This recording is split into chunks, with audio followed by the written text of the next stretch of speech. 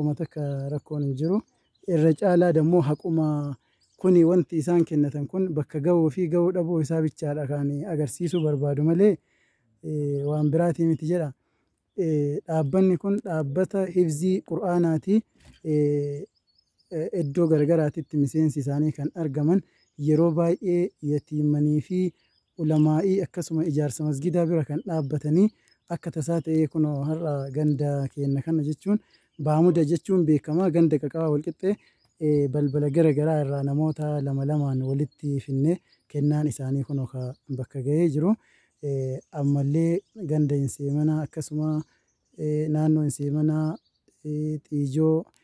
garjeeda illee hin geessinaa jedhanii akkanumatti itti fufaa jiranii kanaaf isaanii amma du'aayillee isinillee afaan takka takka gootanii fi akkasuma dabalataan ustaazni illee asiin akka isinii godhanii keessattuuyyuu itti gaafatamaa isaanii ka biyya keessa taa'ee ummata hirmaachisu Haji Mustafaa yookiin Shee Mustafaa Haji Aadamii fi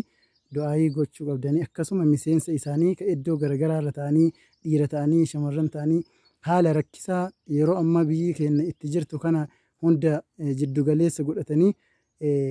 yeroon kun yeroo jireenyi nama hundatti qaaloftee yeroo namni horii keessattuu yatiima yeroo waan silaa fixrii kennatanii iyyuu miti waan silaa nyaatanii dhuganii iyyuu dhaban yeroo jireenyi nama hundattuu qaalofte kanatti isaan yatiima bira dhaabbatanii akkanatti qarqaaranii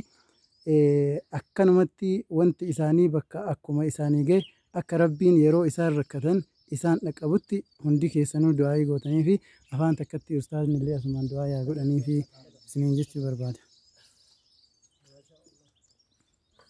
بسم الله الرحمن الرحيم الحمد لله رب العالمين الصلاة والسلام على أشرف الأنبياء والمرسلين نبينا محمد وعلى آله وأصحابه أجمعين